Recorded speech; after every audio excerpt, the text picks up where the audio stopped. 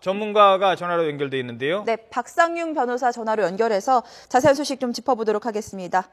자, 박상윤 변호사와 전화 연결하겠습니다. 자, 변호사님 안녕하십니까? 예, 안녕하십니까? 바로 어제, 그제 저희들과 이 비슷한 사건 전하시면서 총기 얘기하셨는데, 자, 현재까지 어떤 사건으로 파악되고 계십니까?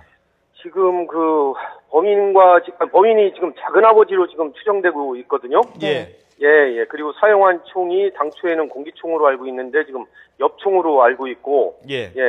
그리고 지금 파출소장이 사망을 했고, 파출소장하고 한 4명이 지금 사망한 걸로 알고 있습니다. 예. 그리고 지금 그 안에 있는 가족과 지금 경찰 특공대가 출동을 해가지고 지금 대치 중인 걸로 알고 있습니다. 예, 지금 상태에서는 범인이 얼마나 흥분돼 있는지 이게 제일 중요하거든요. 네. 예, 그래서 차분히 가라앉히면서 자수토록 하는 게 제일 중요한 것 같습니다. 자, 지금 대치 중이니까 이 질문 다시 드릴게요. 지금 만약에 지금까지 나오는 사실이 팩트가 맞다면, 형과 형수를 총으로 쏴서 숨지게 하고 신고를 받고 출동한 파출소장까지 총으로 쏴서 죽인 이 범인의 심경, 어떤 심경일까요? 예, 상당히 극도로 흥분되어 있는 것 같고 형과 형수와의 관계에 있어서 뭔가 원한 관계가 있은 것 같습니다. 그거는 재산 관계로 일단은 제가 볼 때는 먼저 짚을 수 있을 것 같습니다. 혹시 아내, 지금 문제는 혼자 이 사건 발생 지역에 혼자 남아 있는지 아니면은 또 다른 인지를 지금 갖고 대치 중인지 인질 사건인지도 좀 더 파악을 해야 될 것 같은데, 이게 만약에 지금 인질범까지 있다면 사건은 더 커질 수 있는 거 아니겠습니까? 그렇습니다. 지금 경찰 특공대가 있다 하더라도 그 안에 지금 상황이 어떤지 파악이 제일 중요합니다. 근데 그 안에 지금 상황이 어떤지를 알 수 있는 사람이 없거든요. 예. 문제는 뭐냐면 지금 그 범인과 통화할 수 있는 그러한 수단을 확보하는 게 중요하고, 그 범인과 그 가장 가까운 사람을 좀 현장으로 불러가지고 좀 투항한 상태에서 다수토록 유도하는 게 제일 중요하다고 생각합니다. 네, 변호사님, 범인은 가족을 쏜 뒤에 출동한 경찰까지 쐈습니다. 현재까지도 경찰과 대치 중이라고 하는데, 이럴 때는 좀 어떻게 대응해야 될까요? 예, 인질협상 전문가가 아마 나설 것 같습니다. 인질협상 전문가가 범인과 좀 계속 통화하면서 계속 채널을 유지하는 게 제일 중요한 것 같습니다. 그리고 지금 그 안에 상황이 어떤지를 잘 보면서 해야 할 것 같습니다. 그동안 파출소장까지 총으로 쏘할 정도면은 상당히 범인이 지금 극도의 흥분 상태에 와 있는 것 같습니다. 섣불리 범인을 제압하기 위해서 작전을 하다가는 그 안에 혹시 사람이 있을 수 있기 때문에 더 추가 희생자가 날 수도 있고, 또 특공대가 들어간다 하더라도 부상이 날 가능성이 있거든요. 지금은 조금 시간을 갖고 지켜보면서 계속 범인과 대화를 시도하는 게 제일 중요하다고 생각합니다. 지금 이 사건이 또 하나 주목되는 건요, 파출소장이 총에 맞아 죽었다는 겁니다. 자, 신고를 받고 소장이 출동을 했겠죠. 했는데 그래도 경찰관입니다. 아무리 상대가 엽총이든 어떤 총이든 갖고 있다 하더라도, 잠시만요. 일단 엽총 살해 범인과의 대치가 종료됐다고 하는 소식이 막 들어왔습니다. 자, 대치가 종료됐다고 하니까 아마 범인이 구체적으로 이게 범인이 총에 맞아 숨졌는지 투항을 했는지 아니면 자살을 했는지 이 부분에 대해서는 좀 더 확인을 하고 말씀을 드려야 할 것 같습니다. 대치는 종료가 됐다는 소식입니다. 자, 잠시 뒤에 그 말씀 드리도록 하고요. 제가 지금 드리고 싶은 질문은, 파출소장이 출동을 했는데 상대가 총을 갖고 있는지를 알고 출동을 했는지 모르겠습니다만 갑자기 당한 거 아니겠습니까? 파출소장도. 그렇습니다. 신고 내용이 어떤 경우였나가 제일 중요합니다. 신고 내용이 범인이 예를 들면은 총으로 사람을 지금 쏘았다. 와달라. 사람이 총을 갖고 쏘았다. 빨리 와서 처리해달라고 했을 때, 실은 총을 갖고 있다고 하면은 파출소장이나 출동한 파출소 직원들이 방탄복을 착용을 해야 되거든요. 근데 실은 방탄복이 너무 무겁습니다. 그렇죠. 그리고 방탄복이 이 가슴이나 이 심장 부분은 커버할 수 있어도 얼굴 부분이나 이 다른 부분은 커버할 수가 없습니다. 그리고 제가 볼 때는 이런 신고를 받고 나왔을 때 방탄복을 착용하고 가는 직원은 거의 없는 것 같습니다. 일단 그렇죠. 신고는요. 작은 아버지가 총을 쐈다. 아버지, 어머니가 총에 맞았다. 이렇게 접수된 것으로 전해지고 있습니다. 예. 자, 잠시만요. 박 변호사님, 예. 잠시만요. 예. 같이 저희들과 예. 이 화면 지켜보면서 잠시 뒤에 질문 드리도록 하겠습니다. 지금 사건이 발생한 경기도 화성시 남양읍 단독주택의 지금 근처에 화면이 나가고 있는데요. 저 2층에 아마 저 유리창이 깨져 있는 것 같기도 하고요. 지금 경찰 특공대원들이 아직 막 도착하기 전에 경찰관과 119 소방대원들이 현장에 도착했을 때 당시의 모습인 것 같습니다.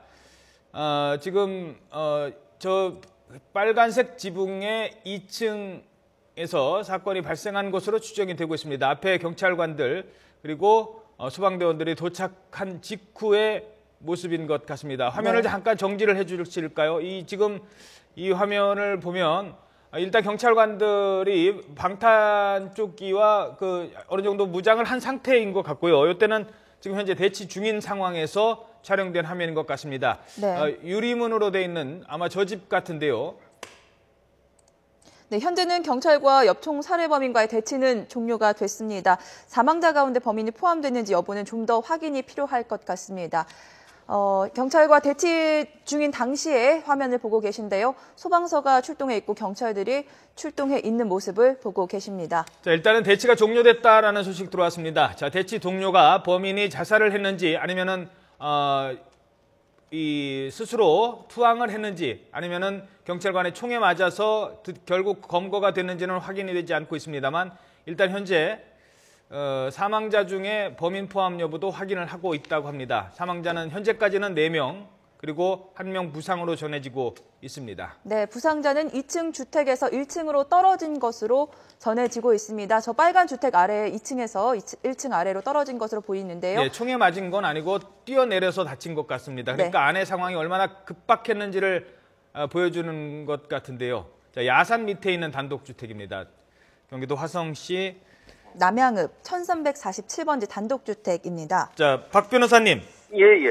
자, 지금 이 상황 현재 화면 들어왔는데요. 어떻게 예. 보십니까? 예. 일단 무엇을 주목해야 될까요? 예. 일단은 범인이 어떻게 해서 이게 사건이 종료됐는지는 조사를 한번 해봐야 할 것 같고요. 네. 예. 문제는 뭐냐면은 이 사람이 엽총을 어떻게 해서 소지하게 갖고 있었느냐. 예. 사냥용 목적으로 반출을 받아가지고 실제 갖고 있었는지 아니면 소지 허가를 받지 않은 엽총인지 이런 부분도 좀 상세히 조사를 해봐야 할 것 같습니다. 소지 허가 여부도 이제 말씀드려야 되겠지만, 자, 그저께 지적한 부분 또 저는 이게 모방 범죄가 아닐까 싶기도 한데요. 그때도 저희들이 말씀드리기를 그냥 반출 아무렇게나 하는 표현은 좀 그렇습니다만 허술하게 할 수 있다는 거 아니겠습니까? 네, 그러니까, 그런데 새로운 소식이 네. 전해지고 있습니다. 범인 스스로 목숨을 끊은 것으로 전해지고 있습니다.